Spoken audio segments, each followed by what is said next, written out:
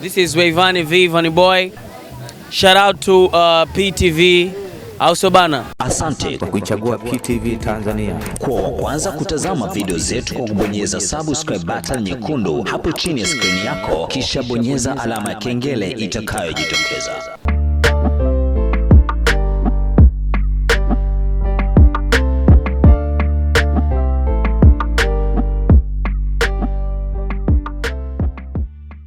Dr. Fadhili, kiongozi wa kimila, jadi, asili na utamaduni na kiongozi wa kiroho katika misingi ya jadi.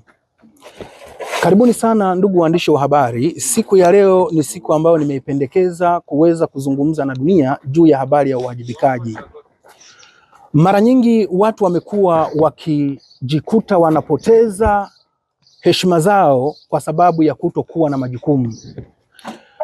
Katika masuala ya uwajibikaji tumezungumza na makundi kuwa hauna jukumu la kufanya, kichwa chako lazima hakitakosa pa kuvutwa katika kutafuta riziki.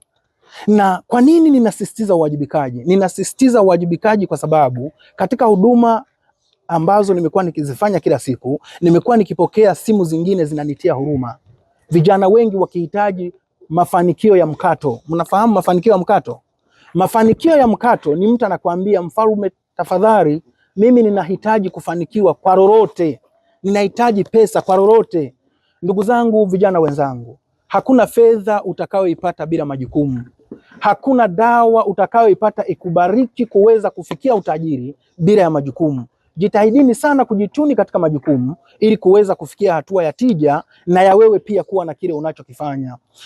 Nimekuwa nikielezea wazi kwamba nimewasaidia watu wengi sana katika masuala mbalimbali ya maradhi, ya sayansi pamoja na masuala ya kiroho. Kama nilivyoeleza, mimi ni kiongozi wa kiroho katika misingi ya jadi, lakini pia nimekuwa nikipokea maswali kutoka kwa watu wengi sana juu ya habari ya masuala ya kiroho. Lakini kilichonisikitisha ni wazi kwamba nchini Tanzania imekuwa ni sehemu pia ya matapeli kwa kadiri ya maelezo yanayotolewa. Nimepokea masuala ya utapeli kutoka nchini China, nimepokea masuala ya utapeli kutoka Tanzania, nimepokea masuala ya utapeli kutoka Kongo, nimepokea masuala ya utapeli kutoka Marekani, nimepokea masuala ya utapeli kutoka Uganda, wengi wakiendelea kutoa tuhuma za matapeli ndani na nje ya nchi. Na nikaeleza wazi kwamba utapeli ni kitu kibaya sana. Na ndio maana nikaeleza wazi kwamba matapeli, jitahidini sana mfanye kazi. Acheni kazi za utapeli. Katika utapeli ndiko kunakozalishwa matatizo yatakayokusababishia wewe kuto kuishi na amani, wewe pamoja na familia yako. Nimeelezea wazi kwamba kuna baadhi ya wanawake, kuna baadhi ya wanaume mnajitahidi kuoa, mnachagua mabinti kwa kadiri ya ilivyo, lakini kwa kuwa hamjui historia za familia zao, kumbe unaenda kuoa kwenye familia ambayo waliwekeza kwenye utapeli, na unajikuta hata ako kamama au ako kabinti uliko kaoa na kenyeni katapeli. Ni vijana wangapi wamelipa mahali halafu unashangaa mke anapotea? Mama alikuwepo, baba alikuwepo, mahali imetolewa, lakini unashangaa makone yanakuwa mengi. Kwa nini tufikie hatua hiyo? Ni mara ngapi unajikuta unaenda kununua kiwanja, unaambiwa kiwanja ulichonunua ni cha utapeli? Ni mara ngapi umejikuta unawasiliana na watu na kuambia tuma kwenye namba hii? Hizo zote ni ishara za utapeli, hususan nchini Tanzania. Katika masuala ya wale wanaojihusisha na utaalamu wa jadi, wamekuwa ndio matapeli wakubwa.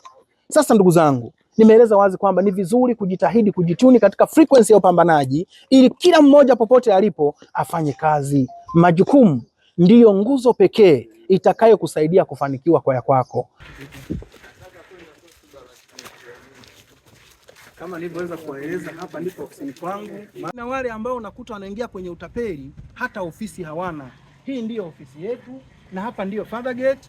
Na kwa kuwa nimekuwa mkongwe katika eneo hili, hata huu mtaa wa Africana kwenda Sarasara umepewa jina langu la Father Gate Road.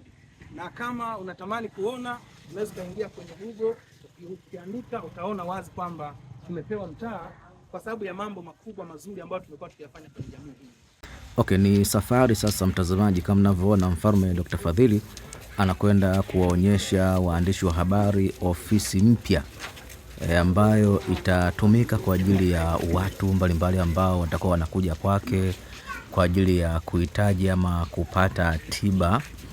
Na amezungumza kwamba kuna baadhi ya watu wengine wanajiita waganga, waganga wa tiba asili, lakini hawana ofisi, na amewasihi kwamba ukiona mtu anakupigia simu kwamba sijui ni mganga, njoo nikusaidie kitu fulani, haonyeshi ofisi yake, haonyeshi sehemu yake ya kazi, basi utambue kwamba huyo mtu ni tapeli. Kwa hiyo amezungumza vitu vingi sana akiwa na waandishi wa habari, na hapa sasa nakwenda kuzungumza kuhusu jengo lake hilo jipya. Karibu mtazamaji uweze kumsikiliza. Huyu hapa. Ndugu zangu waandishi wa habari, karibuni tena. Mimi ni Mfalme Dr. Fadhili, kiongozi wa kimila, jadi, asili na utamaduni kutoka himaya ya Nyarutambwe, Manyovu, Kigoma, Tanzania. Na kama nilivyowaahidi kwamba tutaweza kufika hapa Mbezi Beach Africana jijini Dar es Salaam kwenye ofisi zangu, na ambapo tunaandaa jengo la kuifikia wagonjwa. Jengo letu ndio hili hapa. Kama mlivyoweza kuona pale ofisini, hii ni compound moja, kuanzia hapa mpaka pale ni eneo la kwetu sisi. Na nimeeleza wazi kwamba mwanzo tumekuwa tukipokea wagonjwa kutoka Malawi, tumekuwa tukipokea wagonjwa kutoka Msumbiji, tumekuwa tukipokea wagonjwa kutoka South Africa, wagonjwa kutoka India, wagonjwa kutoka Marekani na Canada, wakifika wengine wakiwa hawana pa kupumzika. Sasa tuliamua kuandaa maeneo ya kupumzika kwa wagonjwa wetu, lakini kwa kweli wagonjwa ni wengi na maeneo hayo yamejaa. Ndiyo maana tukaamua kuchukua makusudi ya haraka na ya dhati kuweza kuandaa jengo lingine, ambalo jengo hili lina nafasi 12 likiwa na uwezo wa kupokea maeneo wanaoweza kupumzika 40. Kwa hiyo kati ya 40 mpaka sasa hivi tayari tunao uwezo wa accommodate watu 60 ambao ni wageni wanaopita, hasa wanaotoka nchi mbalimbali kwa ajili ya huduma. Karibuni. Twende moja kwa moja sasa mtazamaji. Tunaongozwa na Mfalme Dr. Fadhili kwa ajili ya kwenda ndani sasa kuona jengo lenyewe, au sio bwana? Jengo ambalo litakuwa ni msaada mkubwa kweli kweli kwa watu ama wagonjwa mbalimbali ambao watakuwa wanatoka nje, yani nje ya nchi, kuja kumuona Mfalme Dr. Fadhili kwa ajili ya kutibiwa. Kama inavyoonekana, mainjinia wetu wanaendelea kupambana, na nimezungumza na injinia, amenikubalia kwamba mwisho wa mwezi huu tunakabidhiwa jengo. Kama nilivyoeleza, jengo letu tayari liko kwenye hatua ya 70%, imebakia pekee 30% kwa ajili ya kuanza kutumika sasa, na mnaweza mkaingia vyumbani mkaona hatua na taratibu zinazoendelea. Twende huko juu pia tuone taratibu nyingine zinazoendelea huko, mafundi wakiendelea na shughuli za ujenzi katika hatua hizi za mwisho ambazo. Pole na hongereni na majukumu. Majukumu yanaendeleaje? Baba salama? Ndiyo, tumekuvamia. Ya, asante. Kama mnavyoona mafundi wakiwa kazini, wakiendelea na ujenzi katika jengo hili ambalo litakuwa ni msaada mkubwa kwa wagonjwa mbalimbali ambao watakuwa wanatoka nje ya Tanzania ama nje ya nchi kwa ajili ya kuja kupata huduma ya matibabu kwa Mfalme Dr. Fadhili hapa Mbezi Beach Africana jijini Dar es Salaam, Tanzania.